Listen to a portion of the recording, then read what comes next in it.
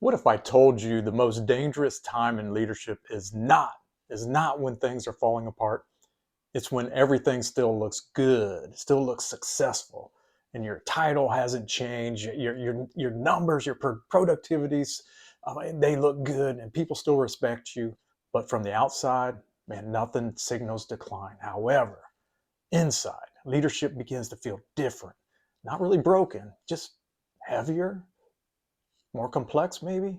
And that feeling is not random. It's the earliest warning sign a lot of leaders ignore. And what I've seen is that most leaders expect struggle to come with failure.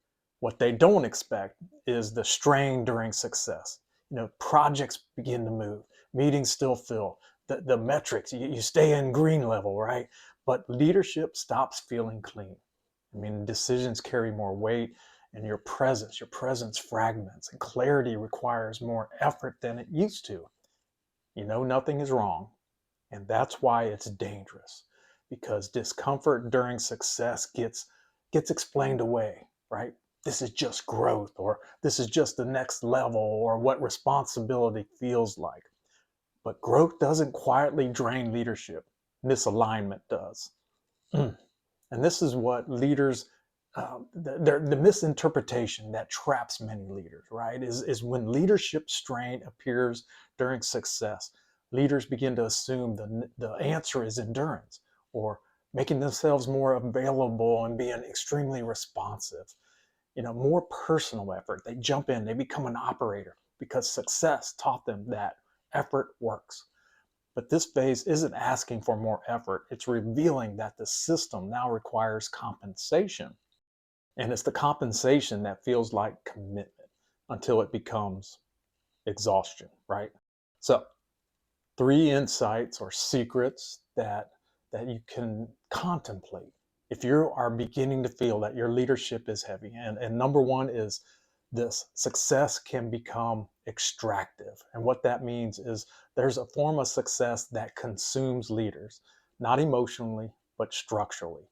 And the organization, I mean, you see it still works, but only because the leader is absorbing the complexity, right?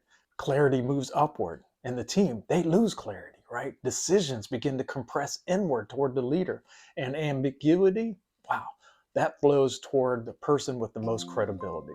And from the outside, this looks like leadership strength, but internally, man, it feels like constant carrying, the constant weight. That's why we say leadership becomes heavy, right? And that's the extractive success. It doesn't fail the organization, but it drains the leader quietly. Secret or insight number two is discomfort. Discomfort is the first signal of structural mismatch. Leadership discomfort doesn't appear when the system stop fitting the weight that they carry, right? Responsibility grows, authority concentrates, complexity multiplies, but the operating model, it stays the same. So leaders begin compensating for it, right? They show up more, they think more, they hold more. And it's not because they're needed more, but because the leadership model isn't carrying what it should. The discomfort is the signal. It's not the problem. And secret number three, or insight number three, is waiting. Waiting turns adjustment into disruption. So most leaders delay response because nothing is urgent. I mean, there's no failure, no public failure, no visible breakdown. So discomfort becomes normal, and normalization is expensive. Do you hear that? Normalization is costly. The longer leaders compensate, the more the system adapts around dependency. And by the time something breaks, what could have been redesigned cleanly now requires disruption. And not because leadership failed, but because leadership waited. They waited too long to notice what success was quietly costing. This phase is missed because it looks like maturity. It feels like responsibility. It feels like leadership is getting heavier, but leadership isn't supposed to feel heavier.